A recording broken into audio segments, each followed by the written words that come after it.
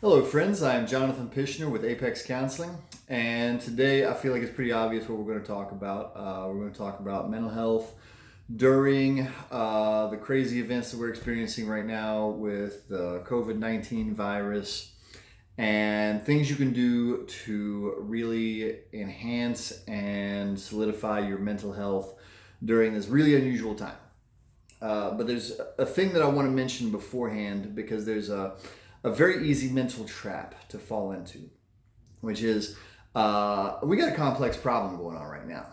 And for the total solution, that'll probably have to be a very complex solution. But one of the mental traps many people fall into is that when there's a complex problem, they believe that to be okay mentally and emotionally requires a complex solution at that level. And actually, it's really the opposite. So I believe always in making mental health as simple as humanly possible. So yeah, I'm going to give some ideas throughout this video and probably a couple of others on simple ways to really enhance and solidify your mental health. It's not going to be complicated, and I'm going to encourage everyone to not fall into the trap of thinking that they require complex solutions for this very complicated problem. The actual whole problem itself of a pandemic has complex solutions. To be okay within yourself, it's actually mostly simple solutions. So the thing I really wanted to focus on today is anytime you have an enormous problem that looks like it's completely uncontrollable, it really screws with our mental health because we don't like feeling powerless. And there are a lot of areas of this situation where, we really don't have good control over stuff. So the main tip for today for keeping your mental health as strong as humanly possible is really a question of focus. It's about focusing on those aspects that you actually do have some control over and some impact on, as far as making things as good for yourself as humanly possible. So that's why I said earlier in the video, really making sure to not fall into believing the solution had to be complex. So focusing on the things you can control. What does that look like? So some of it we already know because you look anywhere and they're always telling you the ways to prevent yourself getting the virus. So all the wash your hands and have social distancing and those kind of things. Those are already things people are very, very aware of, or hopefully you're aware of. So everything to stop you from getting the virus is stuff that's within your control. Wash hands. Do social distancing. Don't drink after each other. I was talking with somebody earlier today who was kind of like letting me know how long this thing lives outside of the body. Apparently, on cardboard, it can live a couple of days. So kind of like, if you get a package delivered from Amazon, making sure, I don't know, maybe you open that dude outside and like throw the packaging away immediately and then like wash yourself up so you're less likely to get it. So at the very personal level, focusing on what is it that you can control. And now with all the shutdowns and everything, we're experiencing not just the potential for sickness. We're experiencing economic impacts. Many people have lost their jobs. If you're watching this, there's a good chance you've been put out of work or are on some kind of furlough, or maybe you're lucky enough to just be on homework instead of being laid off. But even within that, focusing on what can you control. So lots of people in the food service industry suddenly are without work. One of the main things you can be doing to focus on those things you can control, signing up for the assistance programs, looking for new jobs that don't require you to go into the office, or they're going to be somewhat immune from these kinds of shutdowns. That's stuff that's within your control. Heck, even just making sure that you're sticking to something resembling your daily routine. Being into fitness, I know a lot of fitness people, all of them have already generated ways to do home workouts so that they're maintaining that aspect of their routine. Making sure that you're maintaining some level of your social interactions.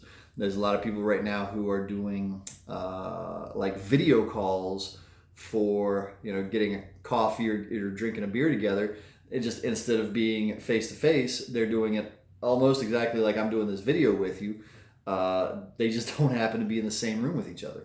I've been doing virtual lunches for years because sometimes it's hard for me to drive across town and meet somebody, but we can just sit in our offices, have lunch together, and then we go back to work. So focusing on your routine. How much of your routine can you keep the same? That's a great way to focus on the things you can control. If you happen to have parts of your life that have just been turned upside down, continuing with what can you control. If somebody you love has contracted the virus, they're really sick, what can you do for them?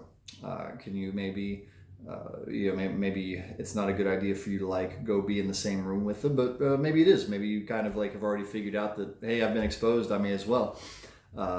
Or maybe it's a situation where you can do something to lift their spirits, without being in the same room.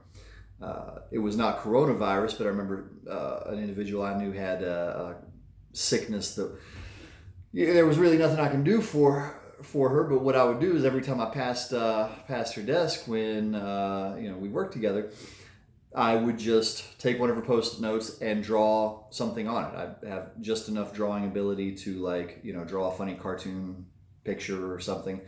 So I just walk by her desk, draw something on a post-it pad, and leave it for her because I knew it would make her smile. Now, is that a little tiny 1% kind of like minor thing that I'm doing to affect the world around me? Sure. But as a picture of keeping your mind on things you can actually do and things you can control, that I couldn't do anything for that individual's sickness. What I could do was something to like make them smile, raise their spirits a little bit. So really, everything that you put your focus on right now, it's very easy to get it all on things that we can't control. Oh, my work is shut down. Oh, X number of people are getting sick. Oh, there's in West Virginia, there's finally confirmed cases of the virus. Those are all things we can't control. If you accidentally spend all your time focused on the things you can't control, what happens is you feel like you have literally no control, even though there's so many places where you can improve your circumstances. And one thing, I especially in this time, I really want to make clear, I'm not minimizing the importance of what's happening here. Like this is a really unfortunate set of circumstances. We're living through a pretty tough time right now. This is one of the most bizarre times I've ever seen since I've been alive. But mentally, not kind of like leaning into and buying into that everything is horrible. Yes, this is not good. We are experiencing stuff that's not good, but doing your best to put your focus in places where you can actually do something useful for yourself, do something useful for others. Not only does behaviorally that put you in a place where you can actually have a good effect on your own life and the world around you, but mentally, it takes away that idea of like, oh man, we're just all screwed. I've got no control over anything. So that's your tip for today. And as always, I know I say this at the end of my videos, but just I always feel like I'm saying this stuff like it's simple. This is hard for a lot of people. So make sure that if you're going to try and utilize this, really practice it, put it into play for days and weeks. And then, of course, sometimes people need assistance with this. Reach out to a skilled counselor if you need to. But hopefully this is a tip that is helpful to somebody out there.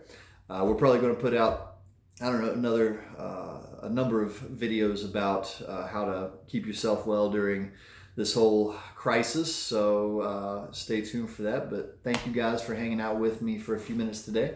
My name is Jonathan Pishner with Apex Counseling, and I will see you guys next time.